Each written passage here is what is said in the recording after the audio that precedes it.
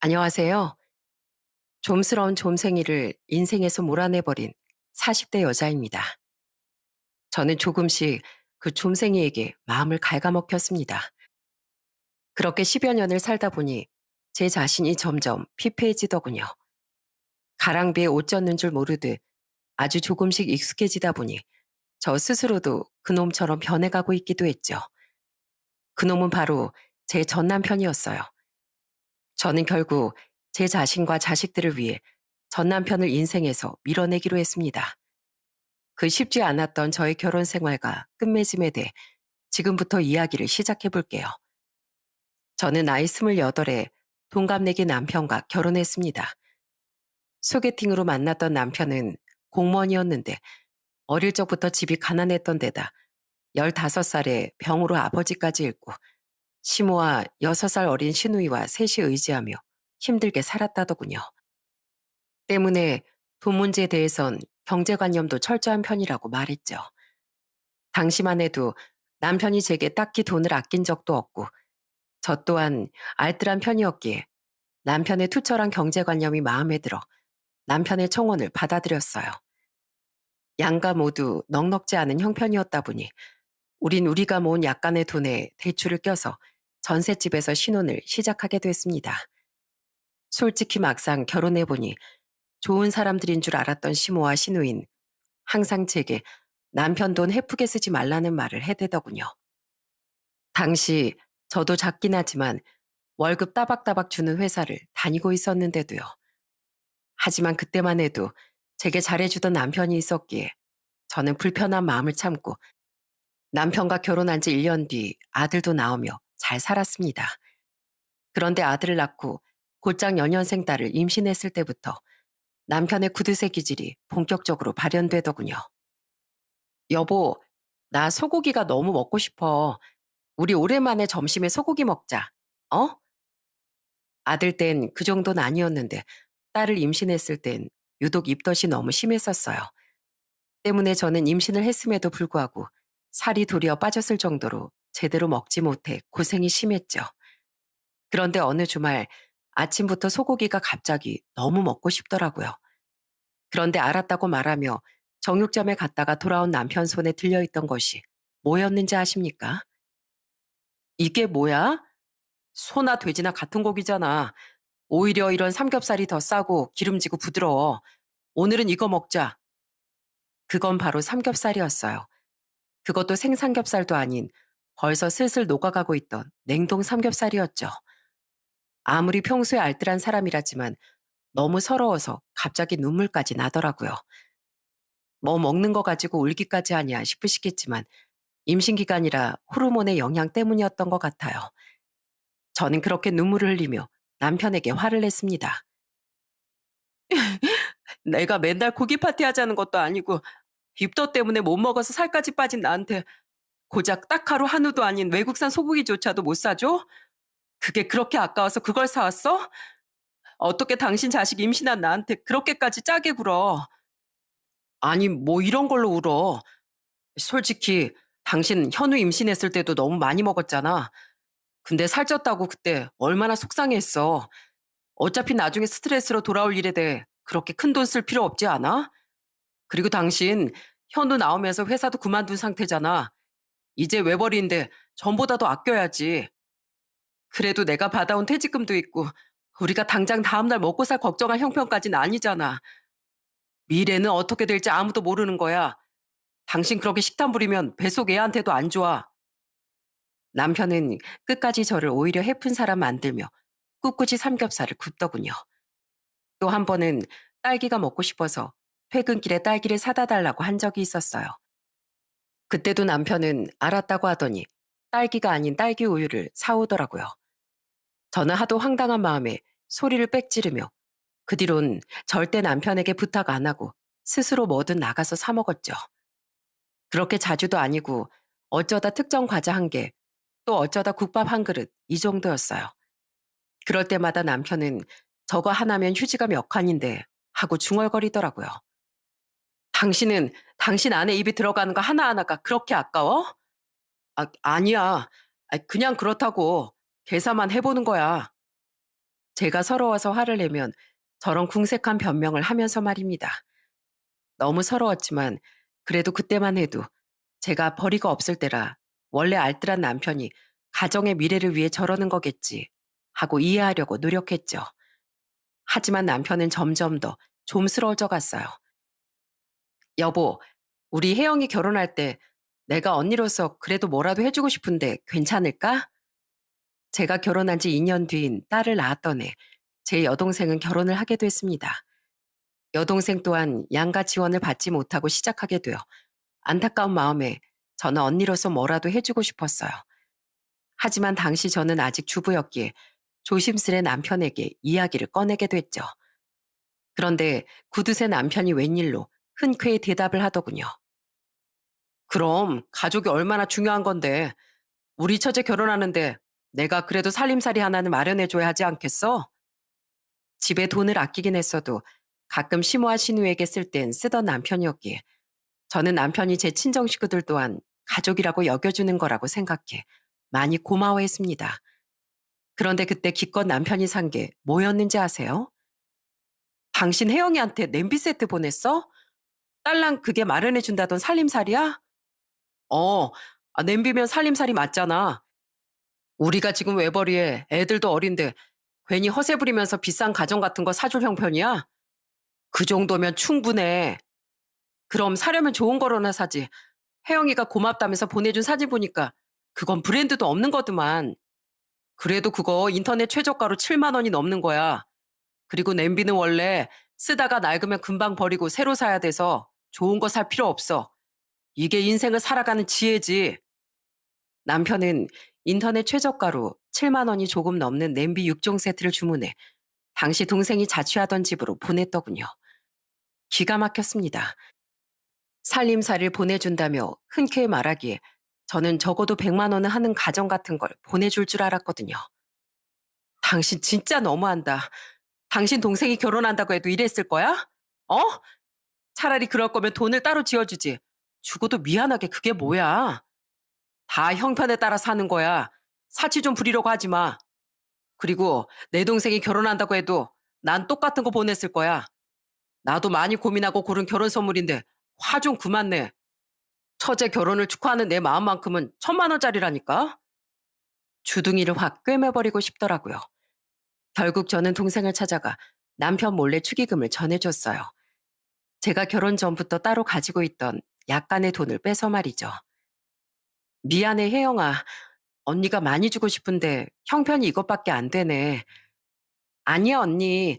언니 지금 일도 안 하고 애들도 어리잖아. 게다가 형부 성격도 다 아는데 이것만 해도 난 넘치게 고마워. 냄비도 고맙다고 형부한테 따로 전화도 드렸어. 고생이 많다 언니. 가끔 제 하소연을 듣느라 남편의 성격을 알고 있던 동생은 도리어 그때 저를 위로해 주더군요. 냄비를 택배로 받은 동생은 남편과 제가 다퉜을 거라는 걸 이미 예상하고 있었더라고요. 저는 그렇게 여동생 결혼의 일과 임신 때 쌓였던 감정들이 더해져 남편에게 속이 많이 상했습니다. 하지만 그것들은 시작에 불과한 거더라고요. 조금 더 살다 보니 남편은 이제 구두쇠를 넘어 쫌생이 기질이 점점 커지기 시작했죠. 여보, 이거 받아. 이게 뭔데? 우리 애들옷. 내 직장 동료가 자기 애들이 우리 애들만 할 때 입혔던 옷들 중에 쓸만한 건 동생 애들한테 전부 물려주고 남은 옷은 버리려고 한다고 말하더라고. 그래서 그거 내가 달라고 했어. 애들 하루가 다르게 커가는데 매번 옷 사입히기 아깝잖아. 어느 날 남편은 직장에서 애들 헌옷을 몇 벌 얻어왔더군요. 문제는 그것들이 그냥 헌옷이 아니라 차마 물려주기도 힘들 정도라 버리려던 헌옷이었다는 거죠. 남편의 직장 동료 또한 그것들을 주면서도 정말 이걸 받아갈 거냐며 미안한데 물었다고 하더라고요. 그리고 그 옷들을 꺼내본 저는 기겁을 하며 화를 냈습니다. 여기 음식 자국인 것 같은 얼룩들도 하나도 안 지워지고 구멍 나고 찢어진 것들 투성이잖아. 이걸 애들을 입히려고 가져왔다고? 당신도 눈이 있으면 옷 상태 봤을 거 아니야. 원래 거적대기를 입혀도 남들 눈에 애들은 다 예뻐 보이는 거야. 정 뭐하면 집에서만 입히면 되지. 집에서 입히는 것도 정도가 있지. 당신은 당신 애들 뭐로 생각하는 거야? 나도 애들 옷에 비싼 돈 안 들이고 어차피 얼마 못 입을 거니까 저렴한 시장표 사거나 중고로 싸게도 사서 입히고 있었어. 근데 이건 해도 해도 너무하잖아. 당신한테 헌옷수거하면서 입지도 못하러 가져다가 입으라고 하면 당신은 좋겠어? 어른이랑 애랑 같나 뭐? 현우야, 미정아, 여기 옷 한번 입어볼래?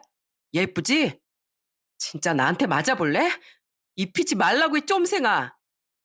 남편은 고맙다고 직장 동료에게 자판기 커피까지 샀다며 아까워서라도 애들에게 그 옷을 입히려고 들더군요.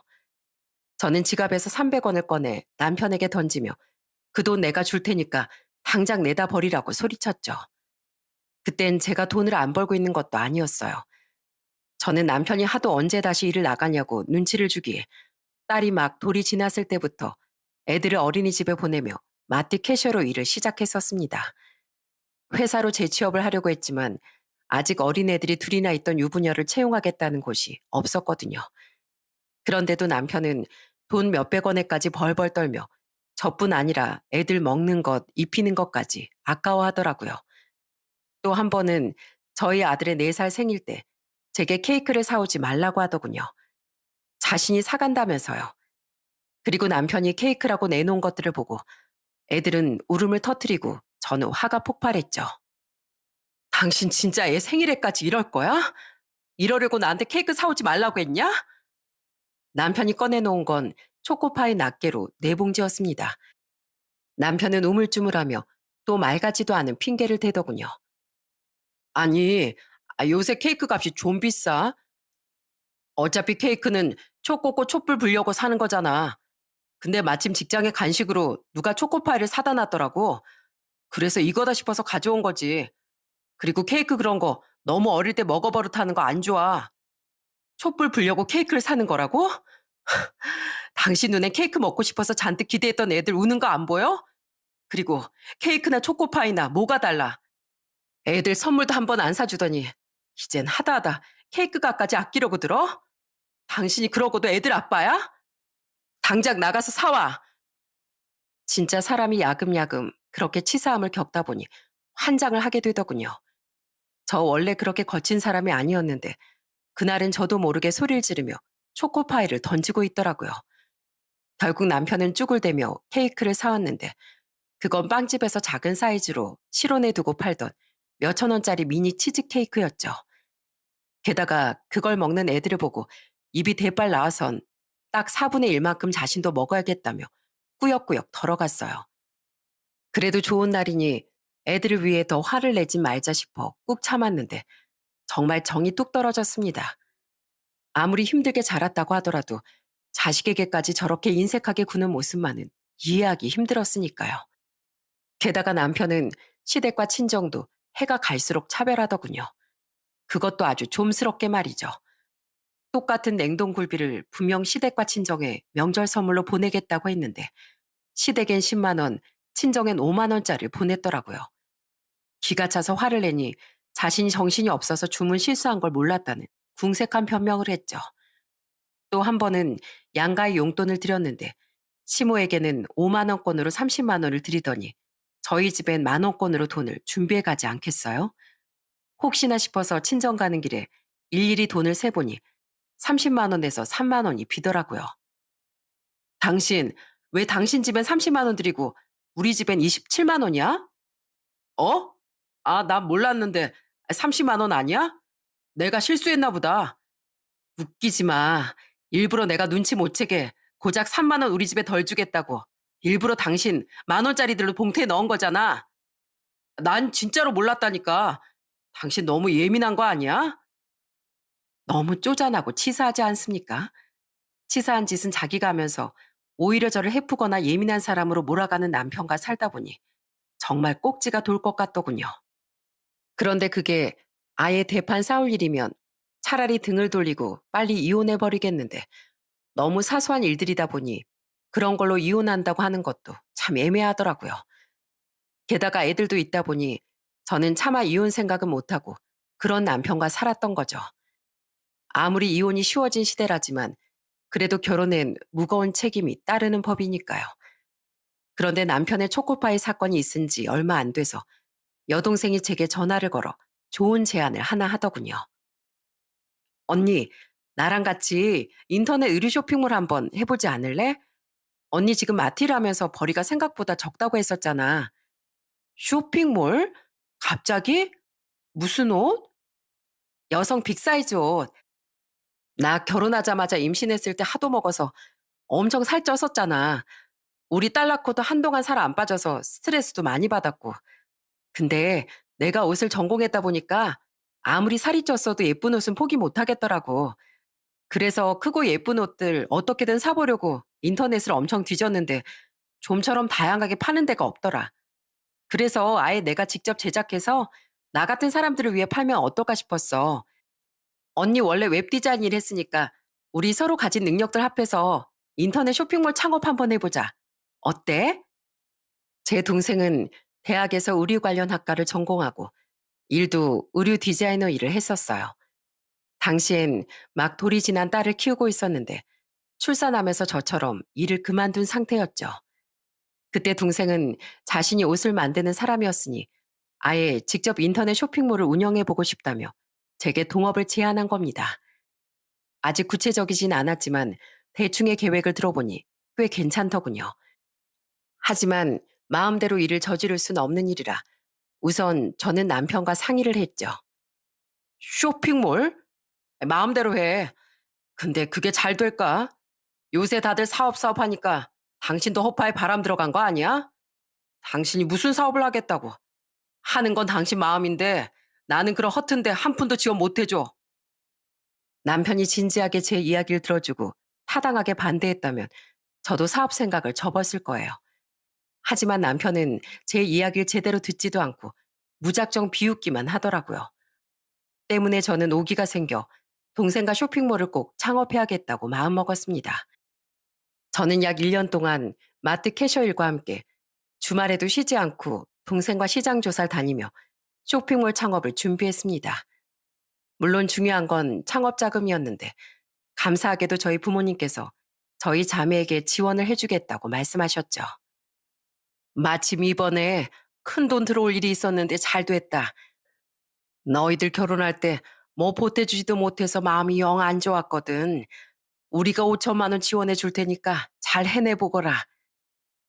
그렇게 1년의 준비 끝에 부모님의 도움과 저와 동생이 가지고 있던 약간의 돈을 합쳐 우린 인터넷 의류 쇼핑몰을 창업하게 됐습니다. 그런데 그때 남편은 창업을 축하하긴커녕 제게 이런 말을 하더군요.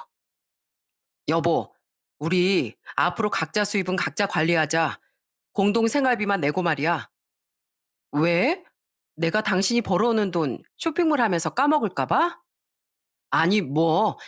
그냥 다 같이 망할 수는 없으니까 미리미리 예방하자는 거지. 당신 사업하다가 만약에 빚 같은 거 져도 나한테 손 벌리기 없기다.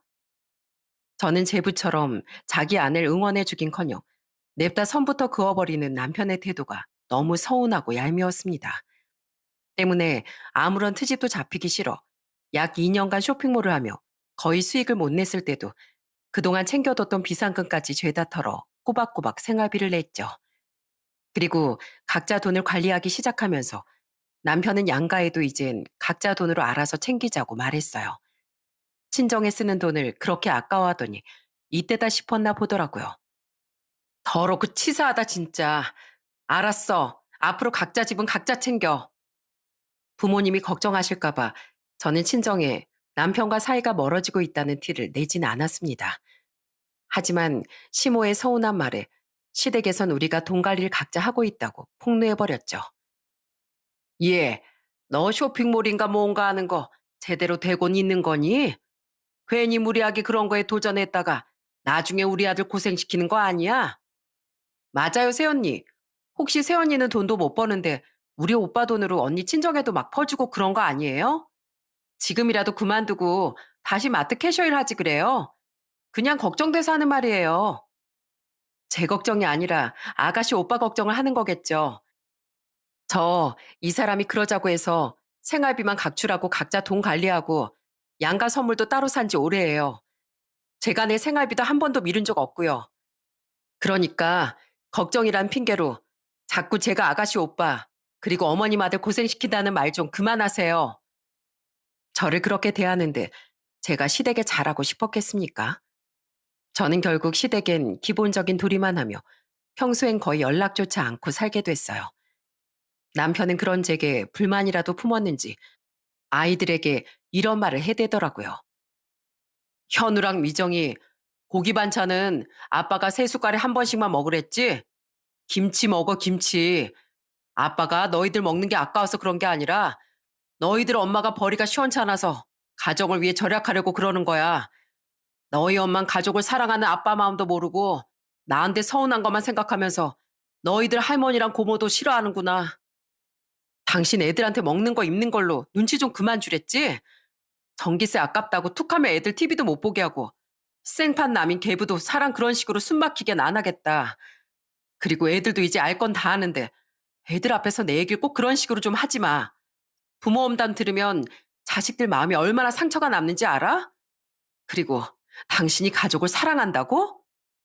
그런 사람이 자기 자식들 입에 고기 반찬 들어가는 걸 그렇게 아까워하냐? 정 돈 아까우면 당신 술 담배부터 끊어. 그 와중에 정말 다행이었던 게 뭔지 아십니까? 고비였던 2년이 지나면서부터 드디어 동생과 제 인터넷 쇼핑몰이 조금씩 잘 되기 시작했다는 거예요. 쉬는 날도 없이 미친 듯이 일하며 노력한 결과가 나기 시작했던 거죠. 물론 처음엔 미약한 수입이긴 했지만 해가 지나고 오프라인 옷가게들에게 납품까지 하게 되자 덩달아 제 수입 또한 커지기 시작했어요. 여보, 당신 애들 옷 사왔어? 저거 되게 비싼 브랜드 아니야? 내 돈으로 내 자식들한테 뭘 해주든 남이 사. 당신 요새 쇼핑몰 좀 잘 되나 봐. 어, 당신이 응원해준 덕분에 아주 승승장구하고 있어. 어차피 각자 돈 관리하기로 했으니 저는 눈치 보지 않고 제 돈으로 사주고 싶었던 애들 옷이나 신발도 사주고 먹고 싶다는 것도 실컷 사다 줬어요. 창업 자금을 도와주신 부모님께도 친정에 갈 때마다 좋은 선물을 사가곤 했죠. 그러자 그전엔 철저하게 선을 긋던 남편은 그제야 제게 은근슬쩍 알랑방귀를 껴대더라고요. 여보, 당신 이번 달엔 얼마나 벌었어? 전엔 관심도 없더니 그걸 왜 물어? 그냥 우리 부부잖아. 남편이 아내한테 관심 많은 건 당연한 거 아니야? 내가 얼마를 벌든 간에 난 당신한테 그동안 내던 생활비 외엔 전혀 수입 공유할 생각 없어. 에이, 그냥 물어본 거야. 아무 뜻 없었어. 근데 우리 집 TV랑 침대 바꿀 때 되지 않았어? 남편은 제게 자꾸 TV를 바꾸자, 에어컨을 바꾸자 등등 자기 돈으로 살 생각은 없으면서 은근하게 제게 돈을 쓰길 요구하더군요. 하지만 저는 일부러 애들 침대와 책상 등만 좋은 걸로 바꿔주며 남편의 말을 무시했죠. 그러자 남편은 그동안 자신이 해온 짓이 있어 짜증도 못 내고 눈에 띄게 전전긍긍하기만 하더라고요. 또 각자 집만 챙기자던 남편은 제가 친정 갈 때만 좋은 선물을 사가니 제게 이런 말도 했답니다. 여보, 이번 주말에 우리 어머니 좋아하는 민물장어 한번 대접해드릴까? 애들도 다 데리고. 좋지? 당신 요새 월급 올랐어? 장어 되게 비싼데 짠돌이가 아주 큰 결심했네. 근데 내가 이번 달엔 돈이 좀 부족해서 이번에만 당신이 내주면 안 되나? 아, 우리 이참에 그냥 다시 돈 관리 같이 할까? 난 좋은 뜻으로 제안했던 건데 생각해보니까 그동안 우리가 너무 정없이 산 것 같아서. 그지? 아니, 난 지금 너무 좋은데? 당신 이번 달에 돈 없으면 다음 달에 사드려. 그럼 되겠네. 결국 남편은 자기 돈은 아까워서 시댁의 장어는 사드리지도 않았습니다. 시모와 시누이는 자신들이 항상 우리 아들 돈, 오빠 돈 했던 기억 때문에 제게 뭔가를 요구도 못하고 슬슬 제 눈치만 보더군요. 그러면서 남편처럼 요새 안마의자가 그렇게 잘 나오네. 어떤 연예인이 들고 나온 명품 가방이 그렇게 예쁘네 하며 제게 말을 흘렸죠. 저는 그럴 때마다 그래요. 세상 좋아졌네요. 그렇게 좋고 예쁜 물건들도 많고요. 하며 모르쇠로 일관했고요. 그렇게 상황이 완전히 역전되어 살다가 저는 사업을 시작한 지 8년 만에 제 스스로 아파트 한 채를 샀습니다. 물론 서울 집값이 너무 비싸서 대출을 끼지 않을 수는 없었지만 정말 뿌듯하더라고요. 전세살이도 정말 지긋지긋했던 상태였거든요. 그리고 이사를 하며 남편이 아닌 제 스스로 아이들을 위해 집에 가전, 침대, 소파 등등 모든 물건도 전부 새로 구매해버렸죠. 그런데 이사를 했던 날 입이 찢어지게 좋아하던 남편은 그날 기념으로 외식을 하던 자리에서 황당한 말을 늘어놨어요. 여보, 나 그냥 공무원 때려치우고 쇼핑몰에 들어가서 같이 일할까? 부부가 같은 데서 일하면 좋잖아. 말도 안 되는 소리 좀 하지 마. 자리 없어. 그리고 설사 있다고 해도 나 당신이 받는 만큼 월급 줄 생각도 없어. 당신 이쪽 일 하나도 모르잖아. 에이, 차근차근 배우면 되지. 그리고 월급은 무슨 어차피 부부인데 같이 일하면 당신 수입이 내 수입 아니겠어? 아니겠어. 밥이나 먹어. 그때 저는 이미 너무 찌질하고 좀스러운 남편의 행동에 오만정이 떨어진 상태였습니다. 남편에 대한 정은 계속 떨어지고 있었지만 그동안 저는 애들 키우며 앞만 보고 달리느라 제 감정에 집중할 여유가 없었어요. 그런데 그토록 염원하던 내 집 장만을 하고 일도 한숨 돌릴 수 있게 되자 남편과의 관계에 대해 고민해 볼 여유가 생기더라고요. 그렇게 시간을 갖고 생각을 해보니 슬슬 현타가 오더군요. 부모님이 걱정하실까봐 혹은 애들 때문에 그것도 아니면 이 정도만한 일들을 가지고 이혼이 과연 될까 고민하며 이혼 생각을 미뤘었는데 이렇게 싫기까지 한 사람과 사는 게 맞는 건가 의구심이 들었죠. 가족이면 가진 걸 아끼지 않고 서로 위하며 나눌 줄 알아야 하는데 자꾸 저까지 오기로 남편처럼 시댁과 친정을 차별하고 내 것, 네 것 따지는 좀스런 인간이 되는 것 같아서 제 자신이 싫어지기까지 했어요. 때문에 아파트로 이사한 지 몇 달 뒤부터 진지하게 이혼을 고민하게 됐습니다. 그리고 그 고민에 마침표를 찍어준 고마운 사건이 이사한 지 1년 뒤 발생했죠. 아가씨, 다시 한번 결혼 축하해요. 비록 성격도 직장도 별로였지만 얼굴은 조금 예쁘장했던 신우이는 직업도 전문직에다가 집도 잘 사는 남자와 결혼을 하게 됐다는 소식을 알렸습니다. 이후 시모의 생신이라 시댁에 갔던 날 신우이는 자신의 입으로 직접 얼굴 하나로 돈 많은 남자를 꼬실 수 있었다며 뿌듯한 듯 자랑을 해대더라고요. 그 모습이 속물처럼 느껴졌지만 사람마다 결혼 가치관은 다른 법이니 입국 다물고 그저 축하한다고 말해줬죠. 그런데 그날 저는 아주 황당한 말을 듣게 됐어요. 저 사실 시부모 될 분들이 좋은 아파트도 마련해 주신다고 해서 좀 부담됐었거든요. 그 집에 걸맞은 혼수 정도는 해오라고 그쪽 집에서 요구해서 이걸 어쩌나 싶었어요. 근데 오빠한테 말하니까 글쎄 우리 오빠가 무려 7천만 원어치 혼수 비용을 대신 내주더라고요. 역시 우리 오빠 짱! 뭐? 7천? 당신이 무슨 돈이 있어서 7천을 내? 당신 돈 그만큼 모아놨어?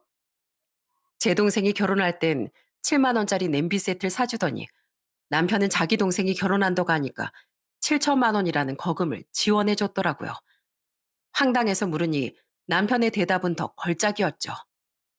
아니, 사실 나 당신 몰래 한창 유행하던 비트코인 투자했다가 엄청 날려먹었어. 그래서 모아둔 돈 거의 없어. 그럼 그 돈이 어디서 났어? 내가 돈이 어딨어. 카드 4개로 나눠서 할부로 긁었지. 할부로 긁으면 갚을 돈은 있고? 생활비 내고 남은 돈으로 그게 다 감당 가능해? 아니, 당신이 내줘야지. 나도 당신 동생 결혼할 때 내 돈으로 선물 사줬잖아. 그러니까 당신도 내 동생 결혼 선물로 그 정도는 해줄 수 있지 않아? 뭐? 양심 하수구에 빠뜨리고 오셨어요? 어떻게 7만 원이랑 7천만 원을 퉁치려고 해? 에이, 당신 너무 계산적이다. 그땐 우리 사정이 힘들었고 지금은 당신 돈 잘 벌잖아. 내가 그래도 오빠고 장남인데 내 동생은 내가 책임져 줄 수 있게 아내로서 도와줘도 되지 않아? 남편의 말은 황당하기가 정말 그지없었습니다. 제가 돈을 못 벌 땐 그렇게 쫌스럽게 굴더니 돈을 잘 벌자마자 태도가 변하고 당당히 저런 거금까지 요구하는 남편이 참 어이가 없더라고요. 게다가 이때다 싶어 시모와 시누이도 남편에게 합세했죠. 맞아요, 새언니. 솔직히 전부터 말하고 싶었는데요. 그렇게 성공했으면서 어떻게 친정하고 애들만 챙기고 우린 나 몰라라 해요.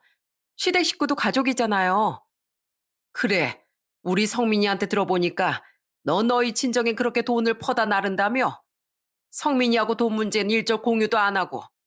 그래도 제가 집안의 가장인데 그래서야 쓰겠니? 아가씨, 언젠 사업 그만두고 다시 마트 캐셔하라면서요. 그리고 두 사람 다 말이 앞뒤가 안 맞지 않아요? 두 사람 제 결혼 생활 내내 제 남편 돈 아껴 써라. 사치하지 마라. 친정에 퍼다 주지 마라. 얼마나 저한테 잔소리를 했어요? 그래서 남편 돈에 일절 관심 껐는데 왜 이제 와서 저한테 돈을 요구하세요? 왜 남편 돈을 제가 쓰는 건 안 되고 제 돈을 남편이랑 어머님하고 아가씨가 쓰는 건 되냐고요? 넌 어쩜 그렇게 애가 한마디도 안 지려고 하니? 살다 보면 상황에 따라 사람 말이 좀 달라질 수도 있는 게지. 맞아, 여보. 나 요새 당신한테 좀 서운해. 당신 너무 속물처럼 변한 것 같아. 저는 더 이상 그 집 식구들에겐 말이 통하지 않는다는 걸 깨달았습니다. 더 이상 말해봤자 저만 피곤해질 것 같더라고요. 그래서 전 애들을 데리고 곧장 그 집을 나와버렸어요. 그리곤 택시를 잡아타 허둥지둥 뒤따라 나오던 남편을 떼어내버린 채 집으로 돌아왔죠. 그날 밤 남편은 당신 진짜 너무하다. 우선 어머니랑 동생이 너무 속상해하니까 하룻밤 자면서 달래주고 내일 들어갈게. 돈 얘긴 그때 다시 해. 하는 문자를 남기곤 시댁에서 자고 오더군요. 저는 그동안 기회를 봐왔던 타이밍이 바로 이때다 싶었어요. 그래서 그 문자를 무시하곤 다음날 아침 집에 들어온 남편에게 말했죠. 왔어? 어, 당신은 잘 잤나 봐. 우리 식구들은 당신한테 서운해서 다들 잠을 설쳤는데 말이야.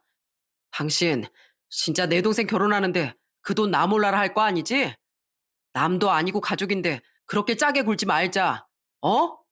앞으로 내가 당신한테 더 잘하면 되잖아. 줄게 카드값 받아. 이게 내가 당신한테 줄 수 있는 최대한이야.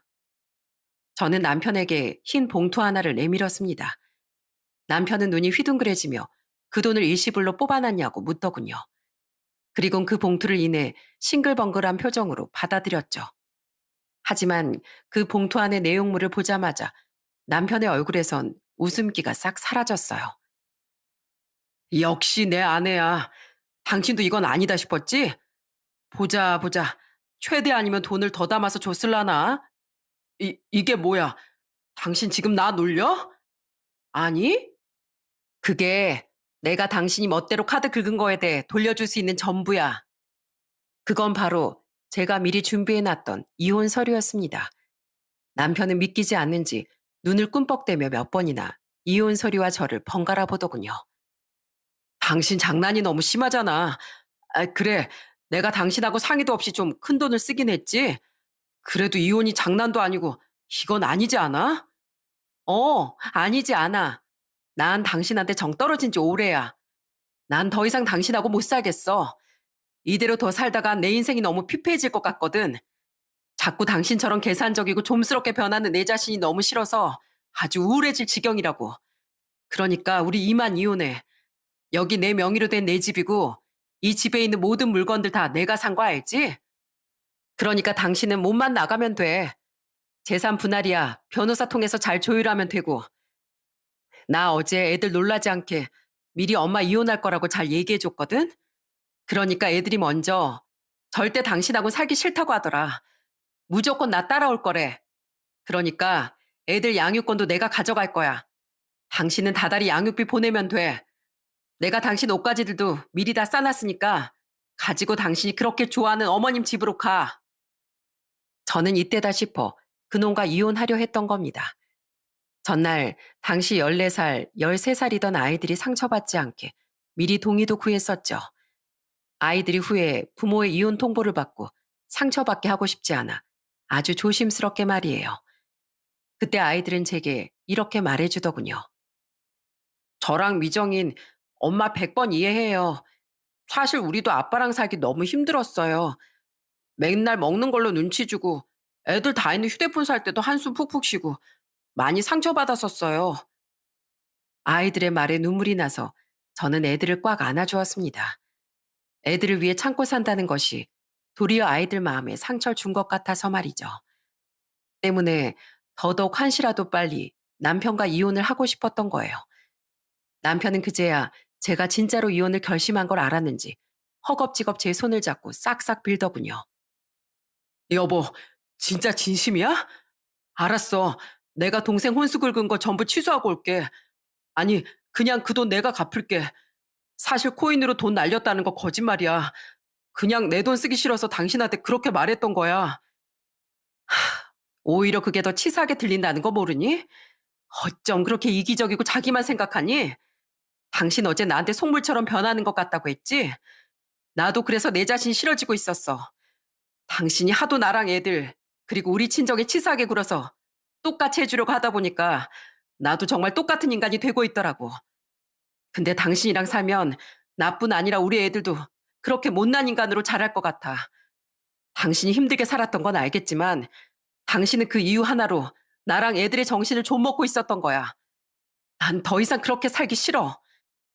게다가 내가 힘들 땐 그렇게 손절을 치더니 내가 잘 되니까 내 돈도 자기들 돈처럼 아끼라고 하긴커녕 내가 힘들게 번 돈을 쉽게 써도 된다고 생각하는 당신하고 시댁 식구들이랑 가족으로 더는 엮이고 싶지도 않아. 그러니까 피곤하게 질질 끌지 말고 깔끔하게 이혼하자. 여보, 내가 잘못했어. 어? 나 아예 당신한테 내 월급 전부 맡기고 용돈만 타서 쓸게. 당신이 당신 친정이나 애들한테 돈을 아무리 써도 이제 아무 말 안 할게. 제발 한 번만 용서해줘. 난 마음속으로 살면서 당신을 수도 없이 용서했어. 근데 더는 싫어. 그리고 당신은 계속 돈의 문제에 초점을 맞추는데 당신은 돈이 아니라 나랑 애들한테까지 계산적으로 굴던 그 이기적이고 좀스러운 마음 때문에 이혼당하는 거야. 이 찌질아. 그러니까 네가 그렇게 좋아하는 너희 집 식구들한테 짐 가지고 빨리 가버리라고. 나 못 가. 나 좋은 아파트에서 계속 살고 싶어. TV도 코딱지만한 어머니 집 TV가 아니라 우리 집 큰 TV로 보고 싶다고. 못 나가. 아무리 빌어도 제가 받아주지 않자 남편은 입이 떡 벌어질 만한 행동을 하더군요. 남편은 현관 앞에 대자로 누워 어린애처럼 엉엉 울면서 발을 동동 구르더라고요. 방에 있다가 궁금해서 방문을 살짝 열어본 아들과 딸은 그런 남편을 보며 경악을 했죠. 게다가 이혼하기 싫다며 가감없이 속마음까지 마구 내뱉는데 그 이유조차 너무 찌질해서 한숨이 났습니다. 저는 그런 남편에게 말했어요. 진짜 추하다 추해. 애들 보는 데서 그러고 싶냐? 그리고 당신이 협조 안 하면 나 이혼 소송 걸 건데 당신이 그동안 괴롭힘에 가깝게 애들하고 나한테 짜게 굴었던 행동들 당신 엄마랑 동생이 맨날 돈돈거리면서 나한테 스트레스 줬던 거 이렇게 멋대로 큰돈 쓴 거 등등 다 합치면 충분히 내가 승소할 것 같거든? 어디 비싼 변호사 수임료 내면서 나랑 100이면 100 질싸움 한번 해볼래? 아니면 순순히 이혼할래? 그렇게 버틴다고 내가 눈 하나 깜짝할 것 같아? 역시 쫌생이에겐 돈 이야기가 직방이더라고요. 남편은 그제야 슬그머니 일어나더니 슬쩍 제 눈치를 보더라고요. 하지만 여전히 눈물은 줄줄 흘리며 이렇게 말했죠. 당신 진짜 너무한 거 알아? 분명 당신 몸속에 흐르고 있는 피조차도 차가울 거야. 차갑든 용암처럼 뜨겁든 이제 당신이랑 아무 상관없으니까 말장난 하지 말고 가라고. 그래, 간다, 가. 근데 그냥은 못 가. 내 지분 있는 물건들도 전부 가져갈 거야. 이 집에 당신 돈으로 산 게 뭐가 있는데? 우리 각출한 생활비로 산 것들 있잖아. 휴지, 물티슈, 식재료. 그리고 저기 욕실 발매트랑 비누도. 그거 내 몫은 다 가져갈 거야. 그래, 가져가라, 가져가. 가져가서 부자 되세요. 네? 남편은 엉엉 울며 정말로 두루마리 휴지들과 물티슈, 냉장고에 있던 양파, 대파와 감자, 그리고 몇 개씩 사놓은 샴푸와 린스, 비누와 바디워시들도 반씩 쓸어 담더군요. 욕실 앞 발매트도 돌돌 말아 소중히 자기 옷들 사이에 끼워 넣었죠. 그리곤 그것들을 다 가져가겠다며 몇 번이나 집과 자기 차를 오가며 짐을 날랐어요. 마지막엔 신발장에 넣어뒀던 방향제까지 아주 야무지게 챙겨가더라고요. 그리고 마지막으로 집을 나서며 남편은 콧물을 주렁주렁 달고 제게 끝까지 미련을 보였습니다. 나 진짜 간다? 나중에 후회해도 안 받아준다? 가. 신발장에 구두 주걱 있지? 그거 이 집에 쓰는 사람 당신밖에 없거든? 그거도 가져가. 이미 챙겼어. 밥주걱이랑 내 수저까지 다. 나 간다, 얘들아. 아빠 갈게. 아빠 보고 싶다고 울면 안 돼? 아이들은 남편을 전혀 붙잡지 않고 안녕히 가세요, 아빠 하며 어색한 표정으로 인사를 하더라고요. 항상 아이들을 쥐잡듯이 잡기만 했지 잘해준 적 한 번 없던 사람이었으니 당연한 일이었죠. 이후 저는 제가 알아본 이혼 전문 변호사를 통해 남편과 적당한 협의를 하며 깔끔하게 이혼을 했습니다. 애들이 강력하게 원했으니 당연히 양육권은 저에게 돌아왔고 남편은 다달이 제게 양육비를 줘야 됐죠. 그렇게 이혼이 마무리되던 날 시모는 제게 전화해서 표독스럽게 말하더군요. 넌 진짜 애가 끝까지 아주 독하구나. 돈 때문에 남편을 그렇게 내다버리고 싶니? 돈 때문이 아니라고 애들 아빠한테 말했는데 못 알아듣더라고요. 그건 똑같은 사람인 어머님도 마찬가지겠죠?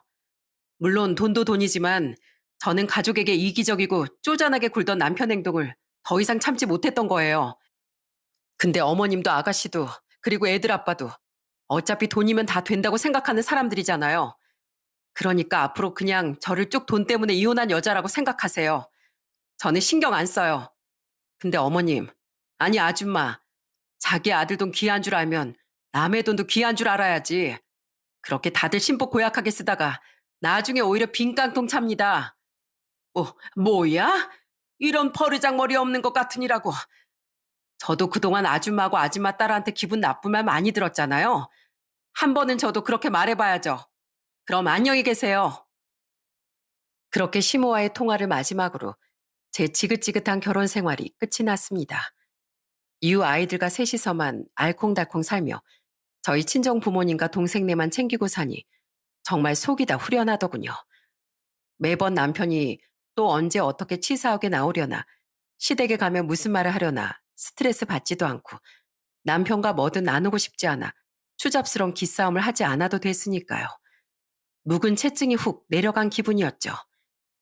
이후 저는 아이들과 더는 전 남편을 신경 쓸 일 없이 먹고 싶은 건 즐겁게 먹고 누리고 싶은 건 마음껏 누리면서 살았습니다. 물론 그렇다고 제가 과소비를 하거나 아이들에게 과소비를 가르친 건 아니에요. 다만 아낄 땐 아끼고 쓸 땐 쓰며 어떻게 돈을 가치 있게 써야 하는지 아이들에게 가르친 거죠. 전 남편 말처럼 화장실 갈 때 무조건 4칸 이상 휴지를 쓴다고 낭비인 건 아니잖아요. 한편 전 남편은 이혼 초반엔 정말 후회 안 하냐, 나 안 보고 싶냐, 미친 듯이 연락을 해대더니 제가 집착으로 경찰에 신고한다고 말하자 그제야 연락을 뚝 끊더군요. 그렇게 저는 전 남편을 끊어냈지만 전 남편의 면접 교섭권 때문에 애들은 한 번씩 전 남편이 살고 있는 시댁에 갔습니다. 아빠를 별로 좋아하지 않았지만 그래도 워낙 착한 애들이라 전 남편이 원하니 애들이 갔던 거죠. 그런데 이혼한 지 2년이 지났을 때 시댁에 다녀온 애들이 이러더군요.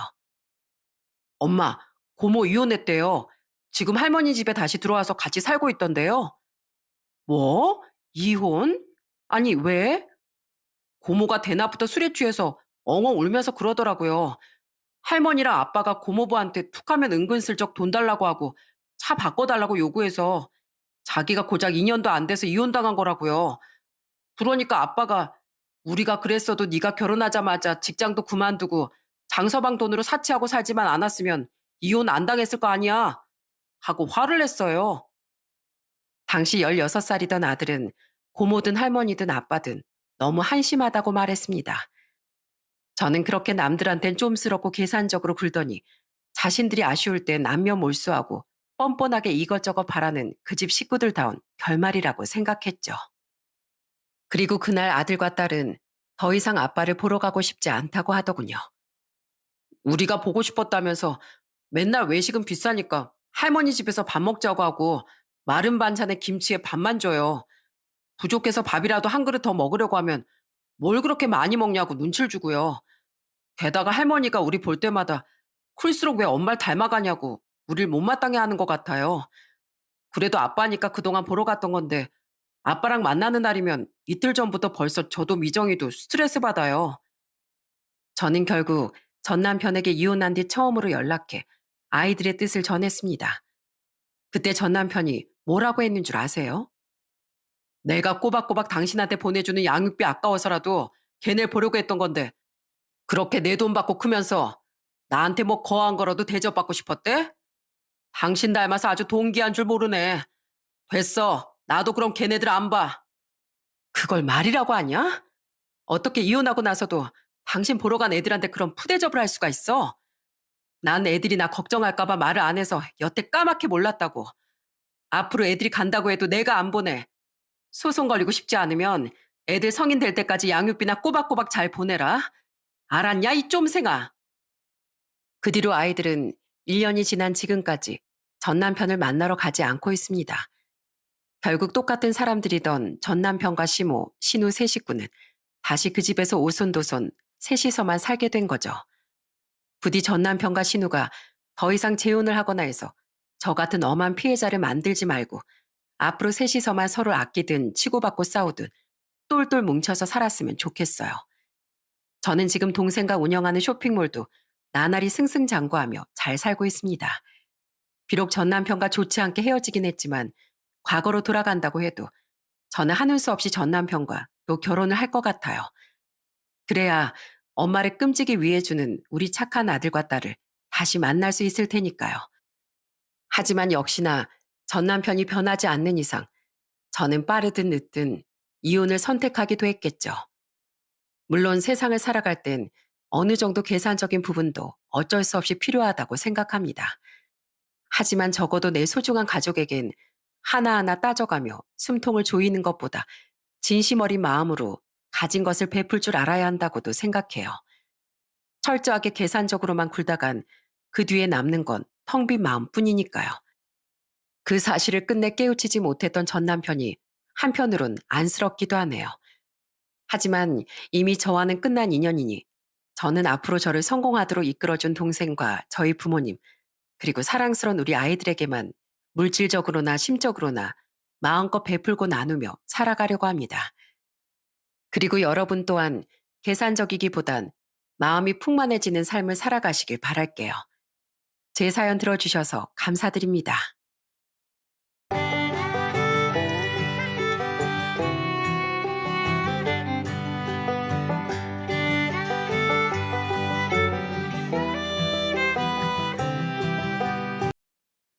안녕하세요.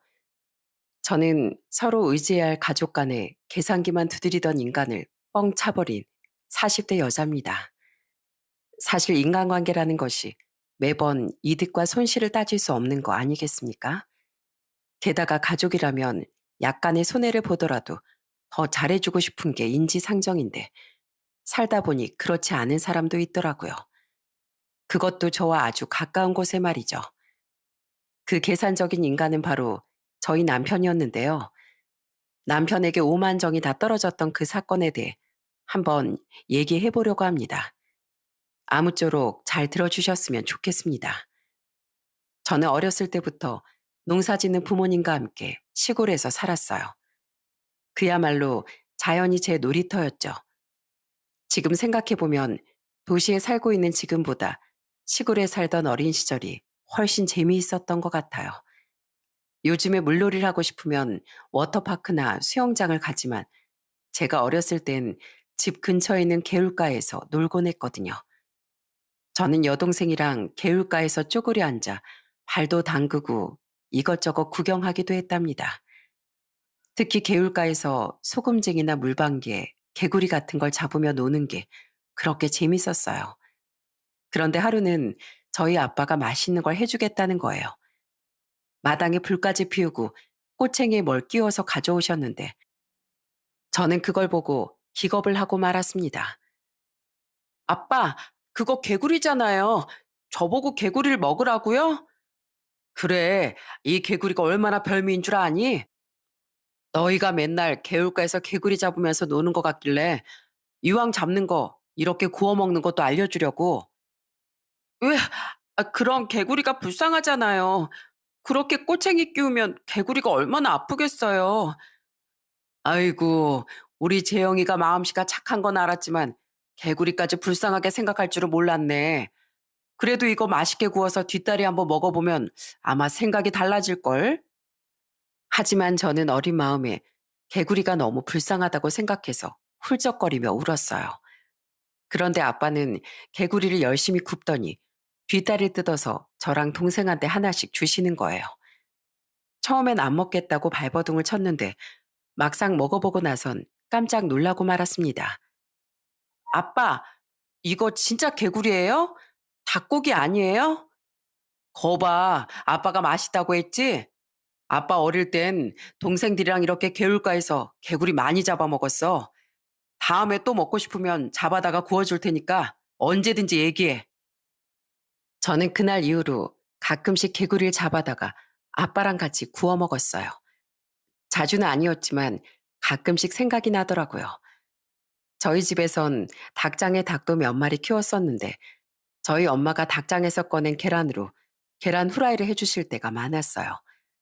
그런데 하루는 호기심에 저도 계란을 한번 꺼내 와봐야겠다는 생각이 들어 엄마 몰래 닭장에 들어갔습니다. 그런데 살금살금 다가가 계란에 손을 뻗으려던 그 순간 갑자기 암탉이 고개를 돌리더니 제 손을 사정없이 쪼아대는 거예요. 아파, 아프다고. 저는 너무 무서워서 눈물까지 흘리며 닭장 밖으로 도망 나왔습니다. 그런데 제가 집에 울면서 들어가니까 엄마가 저한테 왜 우냐고 물으시는 거예요. 그래서 저는 엄마한테 푹 안겨서 이렇게 얘기했어요. 나도 닭장에서 계란 한번 꺼내보고 싶어서 들어갔는데 닭이 무섭게 내 손을 마구 쪼아댔단 말이에요. 하마터면 손에 피날 뻔했다고요. 어이구, 아이, 무턱대고 들어가서 계란을 훔쳐오려고 하니까 공격을 당하지.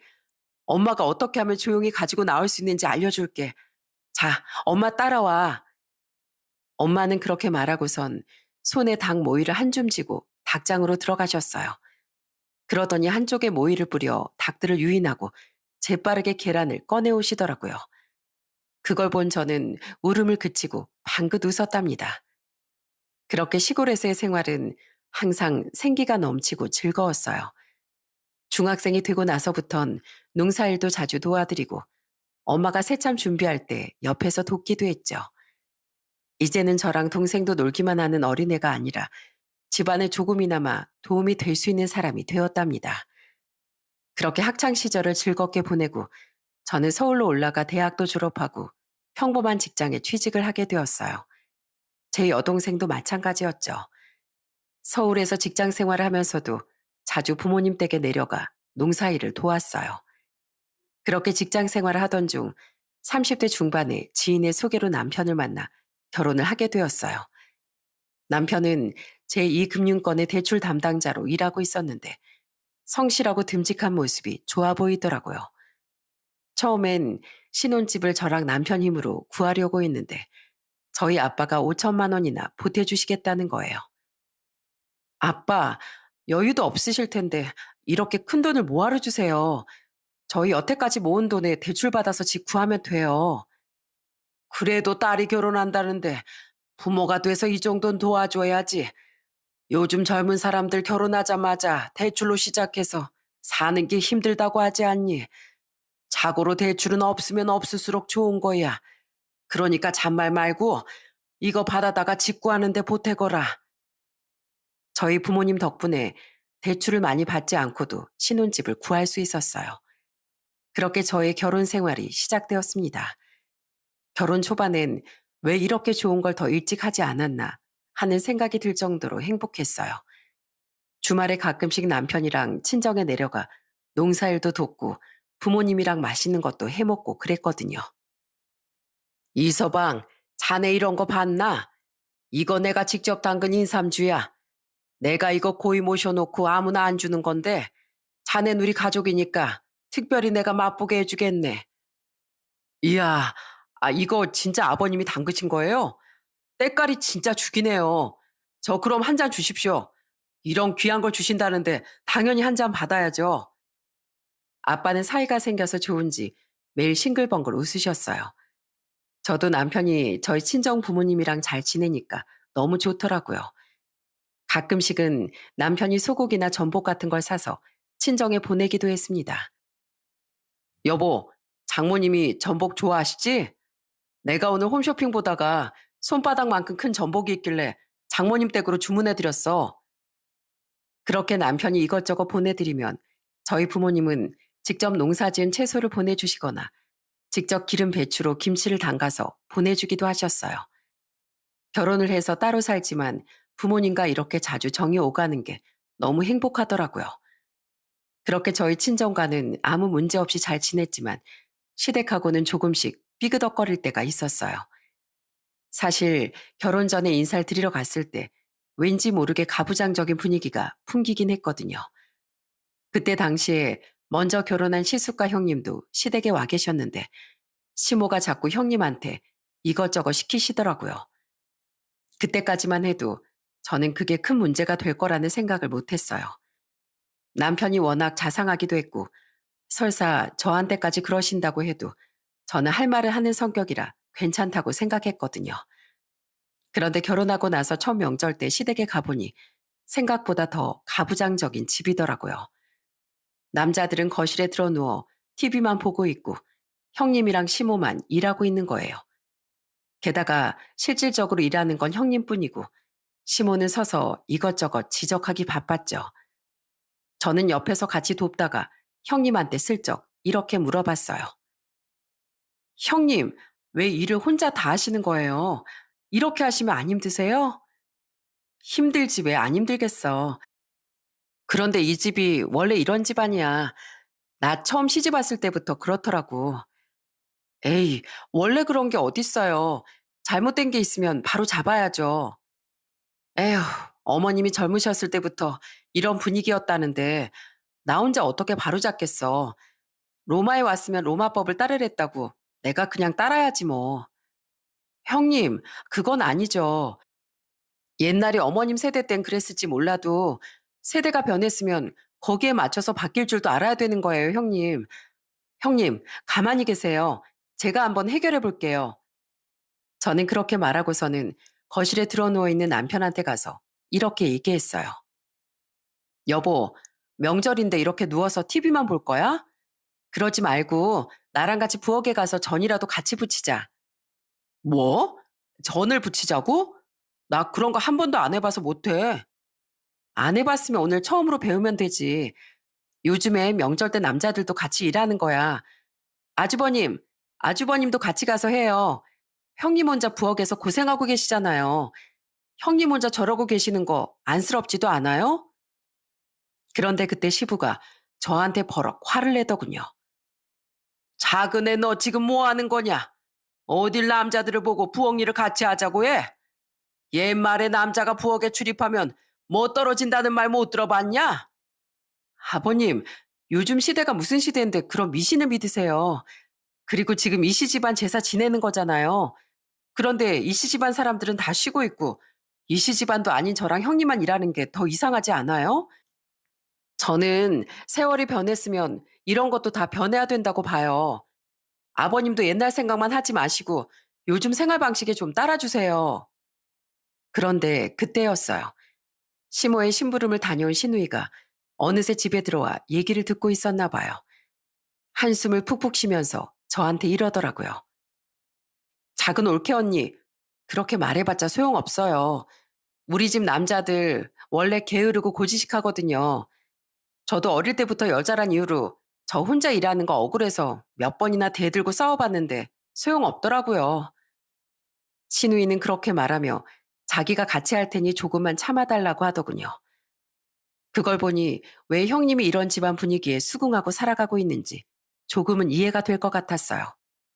신우이가 평생을 싸워왔는데도 못 고친 걸 형님 혼자 바꿀 수 없었겠죠. 그래도 저는 이대로 두면 안 되겠다는 마음에 억지로 남편을 데리고 와서 뒷정리라도 시켰습니다. 이렇게 하나씩 하다 보면 언젠간 집안 분위기가 달라지지 않을까 하는 마음이었거든요. 그래도 집안 여자들 중 가장 큰 어른인 시모가 나서서 같이 싸워주면 그나마 나았을 텐데 시모 역시 가부장적인 분위기에 너무 빠져 있더라고요. 하루는 시댁에 갔는데 시모가 마트에 갔다가 석류가 맛있어 보여서 사왔다는 거예요. 그런데 봉투를 열어보니까 딱 3개만 들어있더군요. 제가 잘라서 나눠 먹으려고 칼을 가져왔는데 시모가 저를 딱 째려보면서 이렇게 말하는 거예요. 어머, 얘 좀 봐. 이거 뭐 얼마 되지도 않는데 나눠 먹으려고 칼까지 가지고 왔니? 네? 석류는 3개고 사람은 6명이니까 반씩 잘라서 먹으려고 가져왔죠. 그게 무슨 소리야? 이건 내가 우리 집 남자들만 먹으라고 사온 거야. 시모는 그렇게 말하고선 석류를 시부와 시숙, 그리고 저희 남편한테 하나씩 쥐어주더군요. 저는 너무 황당해서 시모한테 이렇게 말했어요.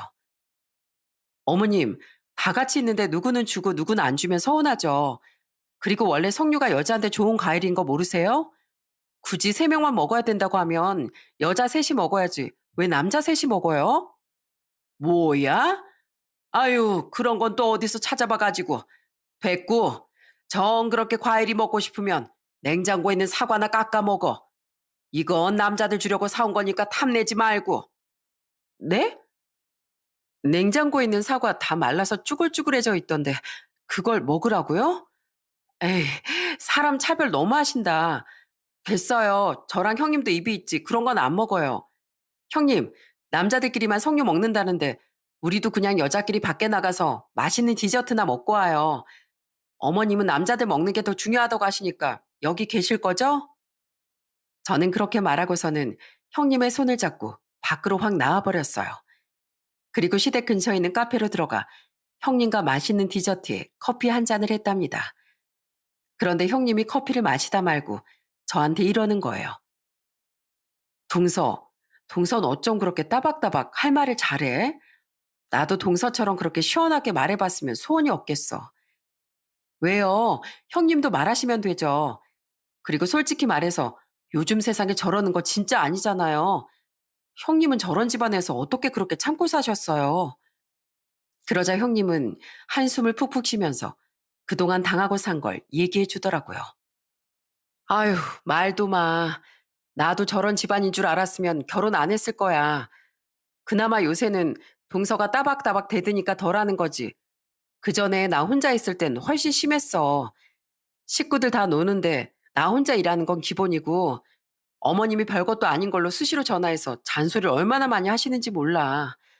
아들 뒷바라지 똑바로 안 한다면서 화내실 때도 있고 심지어 예전엔 식탁이 작아서 남녀 겸상도 안 했다니까.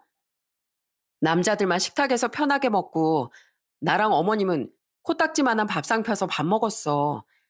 그마저도 내가 큰 식탁으로 바꿔드려서 다 같이 먹을 수 있었던 거야.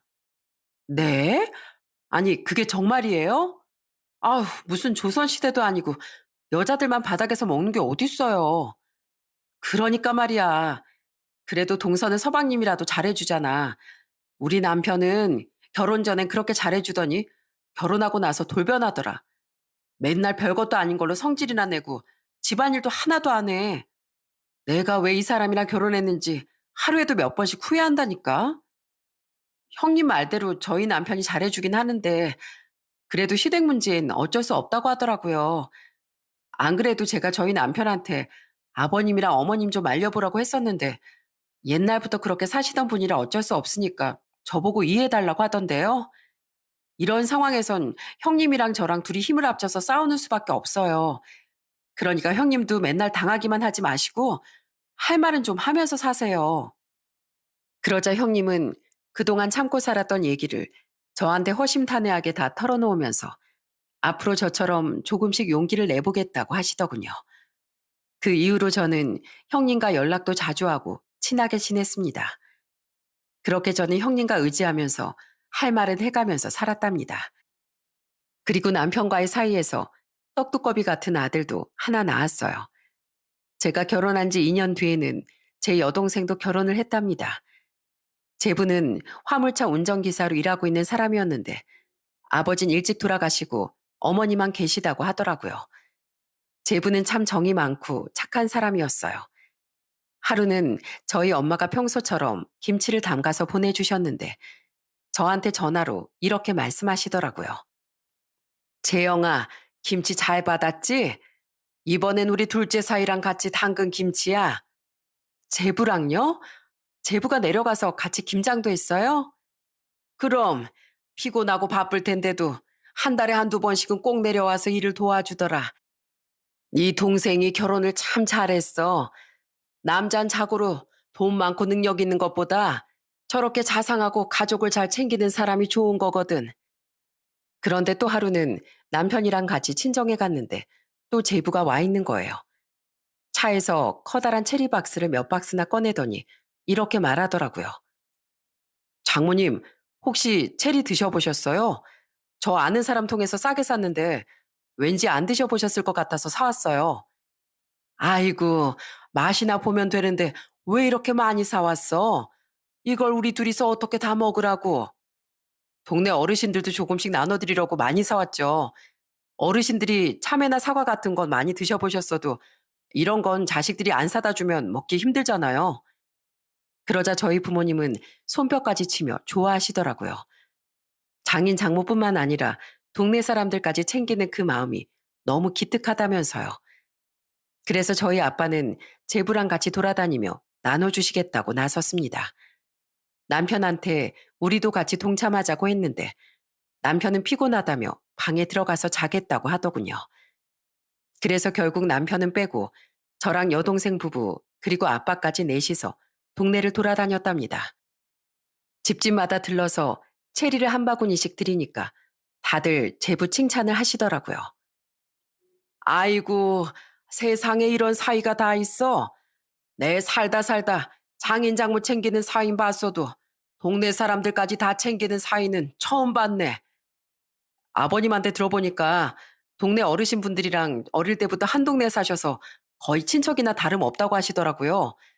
그렇게 가까운 사이시면 맛있는 거 있을 때 나눠 먹고 그래야죠. 저는 생글생글 웃으며 어르신들과 대화도 잘하는 제부를 보고 정말 좋은 사람이라고 생각했어요.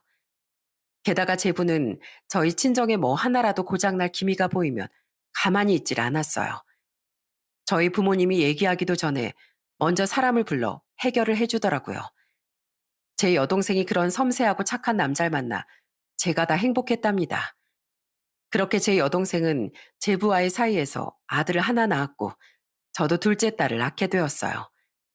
그런데 어느 날 제부한테서 생각지도 못하게 부고 연락이 온 거예요. 지병으로 고생하시던 제부의 어머니가 돌아가셨다고 하더군요. 그 연락을 받고 저희 가족들은 전부 다 장례식장에 총출동했답니다. 제부는 저희 부모님 앞에서 눈물을 펑펑 흘리며 울더라고요. 장모님, 저 이제 어떡해요? 저 어릴 때 아버지 돌아가시고 이제 가족이라곤 어머니 한 분뿐이었는데 이제 어머니까지 돌아가셔서 저한테 가족은 아무도 없다고요. 그러자 저희 엄마는 제부의 손을 꼭 붙잡고 이렇게 말씀하시더군요. 자네 그게 무슨 소린가? 자네한테 가족이 없긴 왜 없어? 우리 제이도 있고 자네가 지켜줘야 할 예쁜 딸도 있잖아. 게다가 우린 자네 가족 아닌가? 결혼했으면 장인 장모도 다 가족인 거야. 자, 고개 들어서 한번 둘러봐봐. 안사돈 부고 소식 듣고 한달음에 달려온 가족이 이렇게나 많은데 어떻게 자네가 혼자야? 그러자 제부는 고개를 들어 저희 가족을 바라보며 또다시 울음을 터뜨렸어요. 장모님, 장인어른, 그리고 처형까지 너무 감사해요. 저희 어머니 가시는 길 배웅해 주시고 이렇게 저 위로해 주려고 먼 길 오셔서 정말 감사합니다. 아무래도 제가 전생에 좋은 일을 많이 했나 봐요. 그래서 이렇게 저 외롭지 않게 지켜주시는 분들이 많은가 봐요. 전생은 무슨, 자네는 지금도 좋은 일 많이 하고 있지 않은가. 우리야말로 자네처럼 착하고 바른 사람이 우리 가족이 되어줘서 너무 고마워. 이렇게 장모와 사이로 만난 것도 인연인데 앞으로 날 어머니라고 생각하고 힘들 때마다 의지하게. 절대로 혼자라는 생각은 하지 말고. 알았지? 그러자 제부는 저희 부모님한테 또다시 감사하다고 몇 번이나 얘기하더군요. 그리고 이후 제부는 저희 엄마한테 장모님 대신 어머니라고 불렀어요. 저희 아빠한테도 아버님 대신 아버지라고 불렀고요. 그리고 예전보다 더 저희 친정 부모님을 잘 챙기더라고요. 화물차를 운전하며 전국 팔도를 돌아다니느라 힘들 텐데도 수시로 연락하고 챙기는 그 모습이 너무 고마웠어요. 반면 저희 남편은 친정에 별로 관심이 없었어요. 결혼 초기엔 그렇게 잘하더니 바쁘다는 이유로 점점 소홀해지더군요. 그런데 그 와중에 갑작스런 소식이 들려오고 말았습니다. 시부가 술 먹고 계단에서 굴러 다쳤다는 거예요. 그래서 병문안도 다녀오고 했는데 남편이 갑자기 저한테 이렇게 통보를 하더군요. 여보, 나 우리 아버지 병원비로 쓰시라고 1,000만 원 보내드렸어. 병원비하고 남은 건 용돈으로 쓰시라고 드린 거야. 저는 말도 없이 1,000만 원을 보낸 남편이 조금 황당하긴 했지만 그래도 부모님이니까 그 정도는 할 수 있다고 생각했어요. 그래서 그날은 그렇게 이해하고 넘어갔는데 그때부터 점점 남편이 변하기 시작하더군요. 자꾸만 사소한 것까지 다 계산적으로 따지기 시작하는 거예요. 하루는 제가 남편한테 이렇게 얘기한 적이 있었어요. 여보, 예전에 당신이 우리 집에 몇 번 보냈었던 전복 있잖아. 그거 안 보낸 지 꽤 된 것 같은데 이번에 우리 엄마한테 오랜만에 보낼까? 당신이 그거 어디서 주문하는지 알고 있으니까 당신이 좀 주문해봐. 그러자 남편은 짜증을 확 내면서 저한테 이러더군요. 됐어. 그런 걸 쓸데없이 뭐하러 보내? 그런 거 백날 보내봤자 아무 소용없어. 내가 홈쇼핑에서 비싸고 좋은 거 보내드렸는데 장모님은 맨날 직접 농사 지은 것만 보내주시잖아. 사람이 10만큼 보냈으면 똑같이 10만큼 줘야 되는 거 아니야? 그 농사 지은 것들 원가 따지면 뭐 얼마 하지도 않는데 따져보면 맨날 내가 손해보는 거잖아. 뭐라고? 아니, 무슨 부모님한테 보내드리는 것까지 그런 걸 따져. 사람이라는 게 원래 가는 게 있으면 오는 것도 있어야 되는 거야. 솔직히 말해서 직접 농사 지으신 배추며 뭐며 자주 보내주시는데 그거 사실 돈 안 들이고 공짜로 생색내고 싶어서 그러는 거 아니야. 그게 무슨 소리야. 우리 엄마 아빠가 공짜로 생색을 내다니. 농사가 무슨 가만히 있으면 저절로 되는 건 줄 알아? 농사에 들어가는 비용이랑 노동력이 얼마나 많은데 우리 부모님이 1년 내내 피땀 흘려 고생하신 건 생각도 안 해? 그러게 누가 그런 거 달래? 나도 처음엔 그냥 보내드렸는데 몇 번 그렇게 반복되다 보니까 나만 손해보는 것 같아서 기분이 더럽더라. 그래서 내가 일부러 최근에 안 보내드린 거야. 나만 호구되기 싫어서. 뭐? 호구? 당신 지금 말이 지나치다. 됐어. 그깟 전복 내가 찾아봐서 더 좋은 걸로 보내면 그만이야. 당신 다음번에 우리 부모님이 보내주신 거 먹기만 해. 지금 냉장고에 있는 김치도 우리 엄마가 담가주신 거 알지? 당신 앞으로 김치에 손도 대지 마. 알겠어? 그 이후 저는 부모님이 보내주신 건 저랑 저희 애들끼리만 먹고 남편한테는 일절 주지 않았어요. 자식 생각해서 보내주신 건데 저런 식으로 얘기하니까 너무 괘씸하더라고요. 그런데 남편은 그 이후에도 계속 사사건건 계산기를 두드리며 짜증나게 하더군요. 하루는 오랜만에 친정 식구들이랑 다 같이 외식을 한 적이 있었어요. 그래도 제가 큰딸이니까 계산을 하려고 했었는데 남편이 절 말리면서 이러는 거예요. 자, 우리 각자 다 경제 생활하는 어른들이니까 밥값은 더치페이 합시다. 제가 장모님이랑 장인어른 드신 거, 처제네가 먹은 거, 그리고 우리가 먹은 거 다 계산해 볼 테니까 잠깐만 기다려봐요. 여보, 진짜 창피하게 왜 이래? 가족끼리 밥 먹는데 정없게 그런 걸 따져야겠어? 원래 가족끼리 이런 건 더 철저히 해야 하는 거야. 당신이 큰딸이란 이유로 이렇게 한두 번씩 계산하다 보면 다음부터도 계속 우리가 계산해야 되는 거라고. 그런 일 안 생기게 애초에 싹을 딱 잘라야 돼. 그런데 그때였어요. 제부가 자기 카드를 내밀면서 이렇게 말하더군요. 형님, 그냥 제가 다 계산할게요.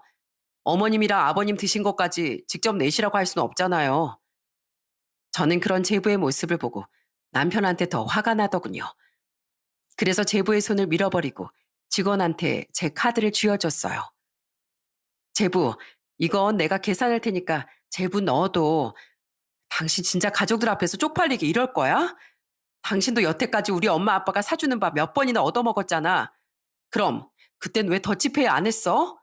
계산을 할 거면 공평하게 하던가. 이러는 거 너무 속보이지 않아? 저는 그렇게 말하고서는 제 카드로 계산하고 식당을 나와버렸어요. 저희 부모님도 남편 때문에 한숨을 푹푹 쉬시더군요. 기분 좋게 외식하러 왔는데 왜 분위기를 이렇게 망치는지 이해가 되질 않더군요. 그런데 더 어이없는 건 따로 있었어요. 그 일이 있고 나서 얼마 안 됐을 때 형님한테서 전화가 온 거예요. 동서, 지난주 주말에 왜 안 왔어? 서방님이 랍스타까지 사와가지고 어머님이랑 아버님이랑 다 같이 맛있게 먹었는데 우리끼리만 맛있는 거 먹어서 미안하네. 네? 뭐라고요? 참나, 진짜 어이가 없네.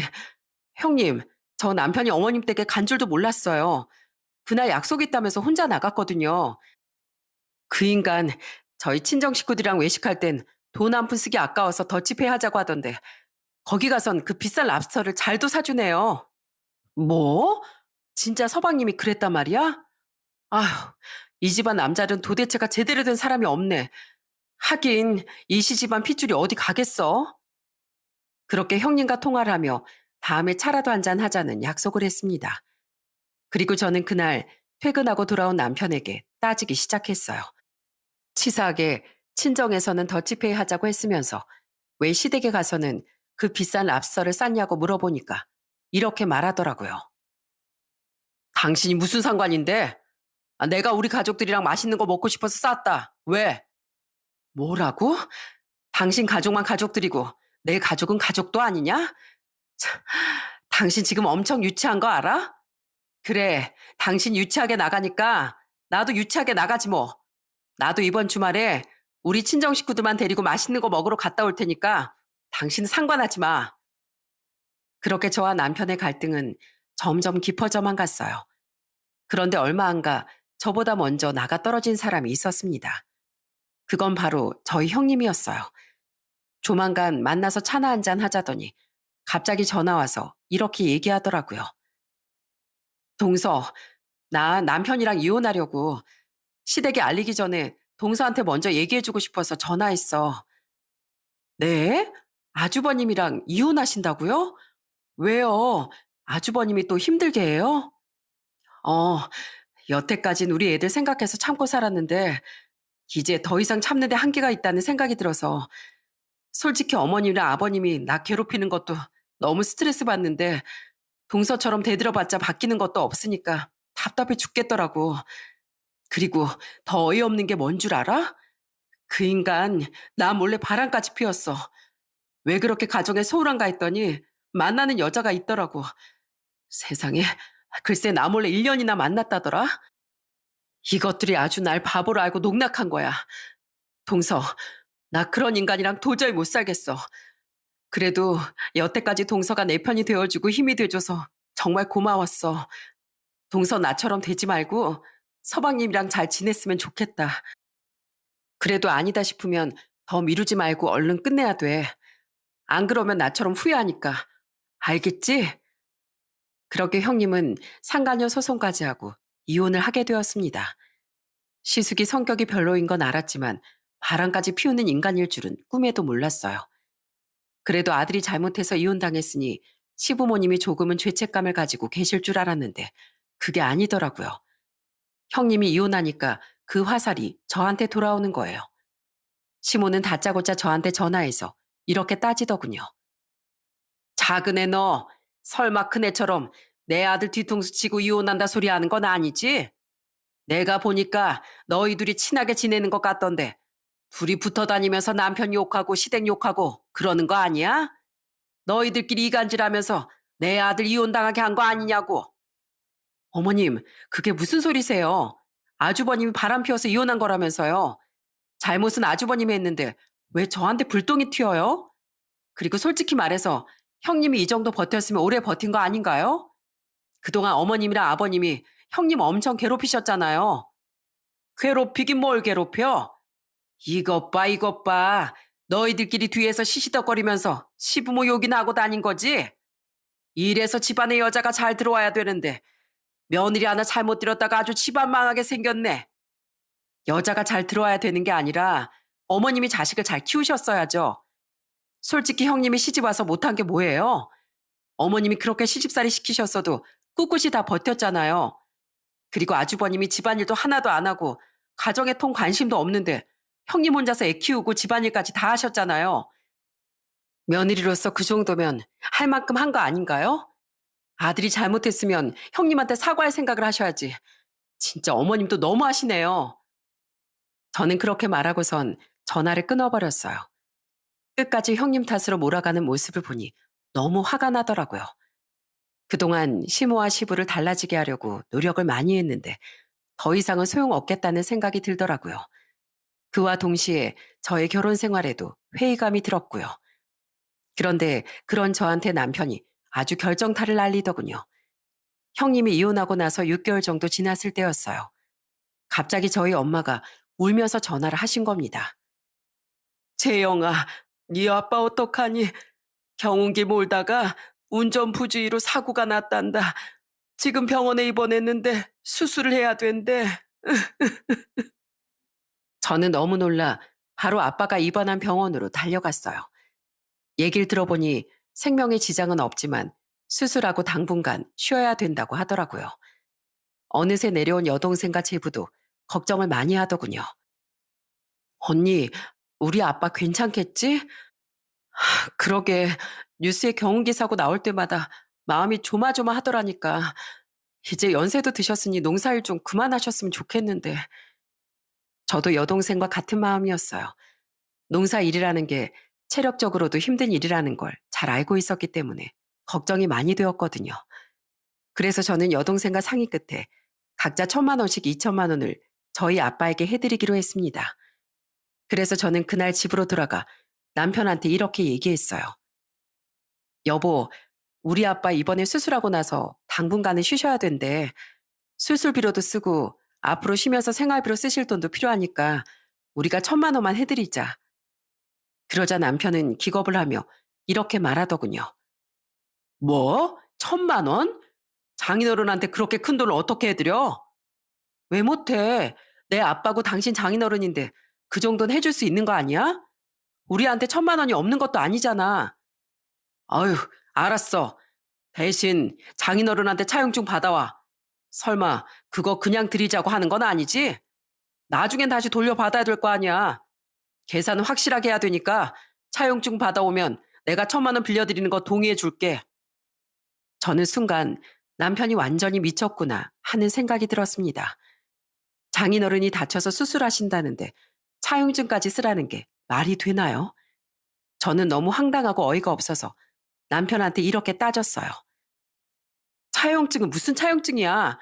당신 몇 년 전에 아버님 계단에서 굴러 떨어져서 다쳤을 때 나한테 말도 없이 1,000만 원 보내드렸지? 그럼 그때도 차용증 썼어? 차용증 쓰고 그 돈 다시 돌려받았냐고. 그땐 안 그랬으면서 왜 우리 아빠한테 차용증까지 쓰라고 하는데? 자식한테 돈 뜯어내려는 그 심보가 훤히 보여서 그렇지. 차용증 쓰는 게 뭐 그렇게 어렵다고 난리야? 당신 진짜 미쳤구나. 당신 우리 결혼할 때 우리 아빠가 5,000만 원 해주신 거 기억도 안 나? 당신네 집에서 10원 한 장 안 보태주실 때 우리 아빠가 없는 형편에도 그 큰 돈 떡하니 내주신 거잖아. 그럼 그거 갚는다고 생각하고 1,000만 원 정도 드릴 수도 있는 거 아니야? 그건 그거고 이건 이거지. 딸 자식 결혼할 때 돈 해준 걸로 생색 낼 거면 해주지 말았어야지. 뭐? 생색? 누가 보면 우리 아빠가 나한테 1,000만 원 내놓으라고 요구한 줄 알겠다. 그게 아니라 나랑 내 동생이 아빠가 걱정돼서 1,000만 원씩 드리자고 한 거야. 그런데 당신은 끝까지 못 드리겠다 이거지? 아, 누가 못 드린대? 차용증 써오면 드린다고. 아니, 드리는 게 아니라 빌려드린다고. 참고로 빌려드리는 거니까 이자도 있는 거 알지? 내가 계산기 탁탁 두드려서 매달 이자가 얼마나 나오는지 책정할 테니까 그거대로 해. 알겠어? 당신 아주 돌았구나. 아주 제정신이 아니야. 됐어. 내가 알아서 할 테니까 당신은 신경 쓰지 마. 어차피 우리 아빠 입원했다는 소식 듣고도 걱정 하나도 안 했잖아. 당신 같은 건 이제 필요 없으니까 신경 끄라고. 저는 그렇게 말하고선 너무 화가 나서 밖으로 나와버렸어요. 그리고 너무 서러운 마음에 여동생한테 전화를 했죠. 제이야, 나 진짜 네 형부 때문에 못 살겠다. 예전엔 안 그랬는데 왜 이렇게 사람이 변해버린 건지 모르겠어. 그러자 여동생은 무슨 일이냐고 묻더군요. 그래서 저는 남편과 있었던 일을 여동생한테 전부 다 얘기해 주었어요. 그러자 여동생이 씩씩거리며 화를 내더니 자기가 알아서 하겠다고 하더군요. 그런데 며칠 후 저희 엄마한테서 갑자기 전화가 왔어요. 재영아, 보내준 돈은 잘 받았다. 그나저나 너희가 무슨 돈이 있어서 우리한테 2천만 원이나 보내줬니? 너랑 제이가 아빠가 걱정돼서 1,000만 원씩 모은 거라며? 아이고, 내가 딸들을 잘 키워서 이런 선물도 다 받아보네. 재영아, 정말 고맙다. 저는 돈을 드린 적이 없는데 엄마가 돈을 받았다고 말씀하셔서 깜짝 놀라고 말았어요. 그래서 여동생한테 전화해보니까 이렇게 말하더군요. 언니, 그거 내 남편이 엄마한테 2천만 원 보내드린 거야. 언니가 형부랑 그런 일이 있었던 거 내가 남편한테 다 얘기했거든. 그랬더니 괜히 언니 속 시끄럽게 하지 말고 우리끼리 조용히 해결하자고 하더라고. 엄마한텐 언니랑 같이 모아서 준 거라고 했으니까 너무 신경 쓰지 마.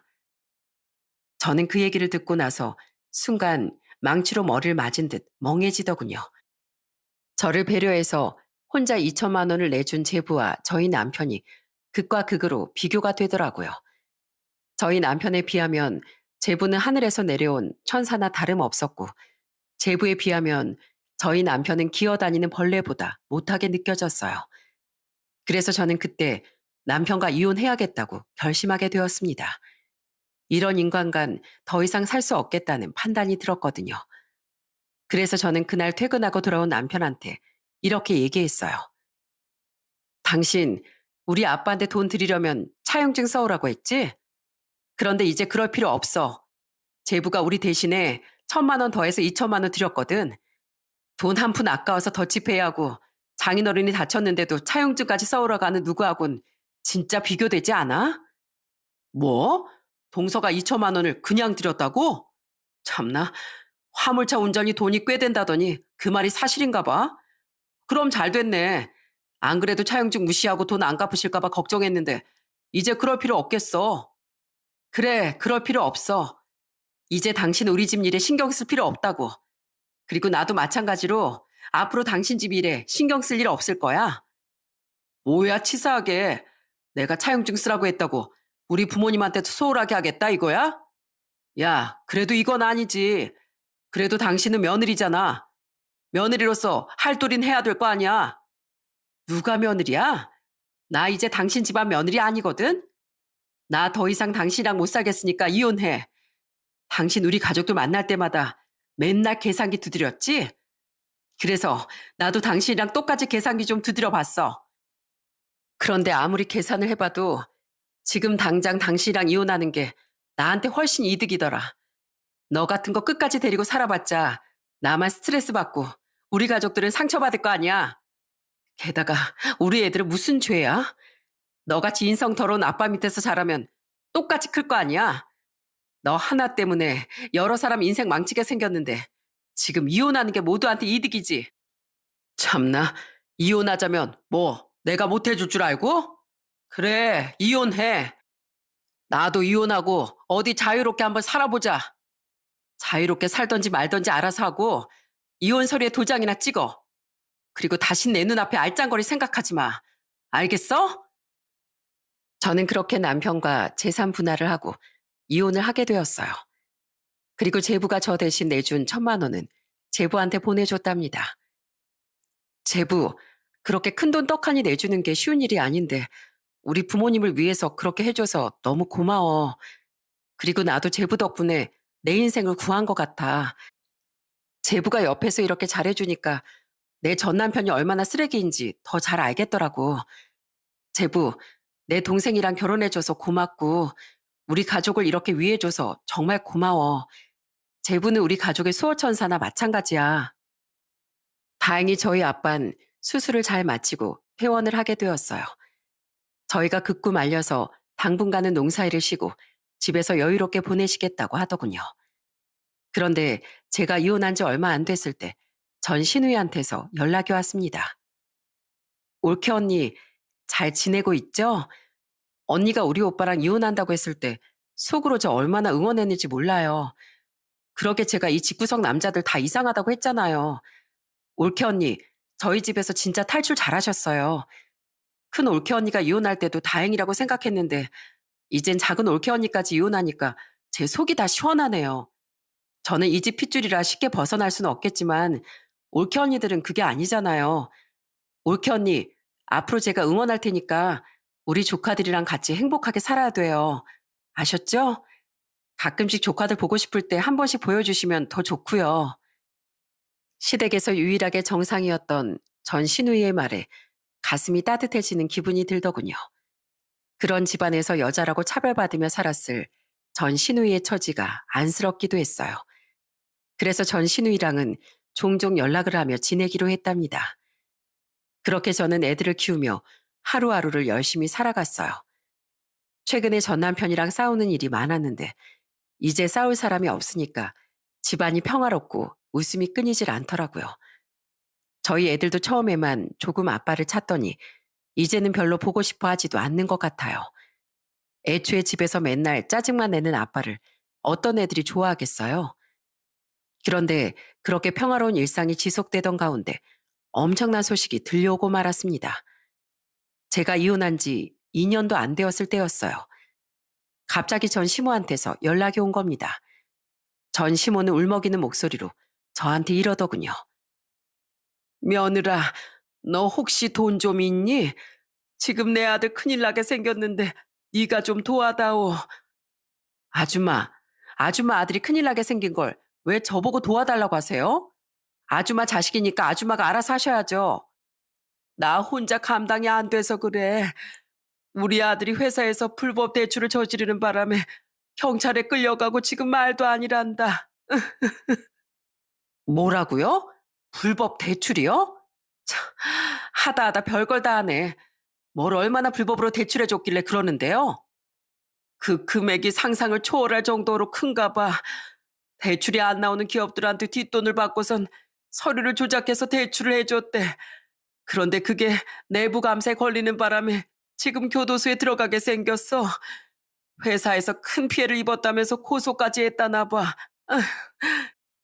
야, 밥 한 끼도 더치페하자고 하길래 쫌생이 마냥 간이 작은 줄 알았는데 그게 아니었나 봐요?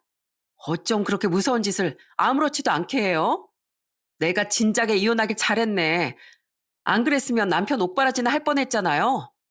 그러니까 네가 내 아들 교도소에 안 들어가게 돈 좀 다오. 이거 합의라도 봐야 될 것 같은데 금액이 너무 커서 내 돈으론 해결이 안 돼. 너 내 아들이랑 이혼하면서 재산 분할로 받은 거 있잖니? 그래도 너랑 결혼해서 살았던 남편이고 너희 애들 아빠인데 사람 한 명 살린다고 치고 좀 도와주면 안 되겠니? 본인 아들이 불법을 저질러 고소당한 걸 왜 저보고 도와달라고 하는지 정말 어이가 없더라고요. 사람이 뻔뻔해도 이렇게 뻔뻔할 수가 있나요? 저는 너무 황당해서 전 시모에게 이렇게 얘기했어요. 아줌마, 미쳤어요? 제가 그 돈을 왜 줘야 되는데요? 그러게 진작에 자식 좀 잘 키우지 그러셨어요. 자식이 맨날 계산기만 두드리면서 돈 또 고르게 만들어놨으니까 그런 불법까지 저지르는 거 아니에요. 진작에 양심 없는 줄을 알았지만 이 정도로 심할 줄은 몰랐네요. 아줌마가 낳은 자식이니까 교도소에 들어가서 반성하는 거나 지켜보세요. 하긴 그 인성의 교도소에서 몇 년을 살다 나와도 반성 같은 건 안 하겠네요. 아무튼 저하고는 상관없는 일이니까 저한테 그 얘기 꺼내지 마세요. 아시겠어요? 저는 그렇게 말하고 전화를 끊어버렸습니다. 그 이후에도 몇 번 더 전 시모한테서 전화가 오길래 아예 번호를 차단해버렸어요. 나중에 전 시누이한테 듣기론 결국 전 남편은 회사에서도 잘리고 교도소에도 들어갔다고 하더라고요. 그러게 사람이 욕심이 적당히 있어야 되는데 과하다 보니까 이런 일이 생기는 거라는 생각이 들어요. 저희 부모님도 이 소식을 들으시곤 진작에 이혼 잘했다고 하시더라고요. 여러분, 결혼하기 전에 이 사람의 본성이 어떤지 알 수 있는 방법이 있다면 얼마나 좋을까요? 왜 다들 나쁜 인간들은 결혼 전에 가면을 쓰는지 모르겠어요. 저뿐만 아니라 결혼 후에 본성을 드러낸 배우자 때문에 마음고생하신 분들이 많으실 것 같아요. 그래도 저는 애들이 더 크기 전에 전 남편의 본성을 알아 이혼할 수 있어서 다행이라는 생각이 든답니다. 앞으로는 저희 애들이 전 남편의 나쁜 본성을 담지 않도록 신경 써서 잘 키울 겁니다. 여러분, 요즘 날씨가 더워졌는데 더 더워지기 전에 가족들이랑 나들이도 많이 하시고 좋은 시간 보내셨으면 좋겠네요. 그럼 제 사연을 들은 분들 모두 가족들과 행복한 시간 보내시길 바라며 이만 이야기를 마치도록 하겠습니다. 들어주셔서 감사합니다.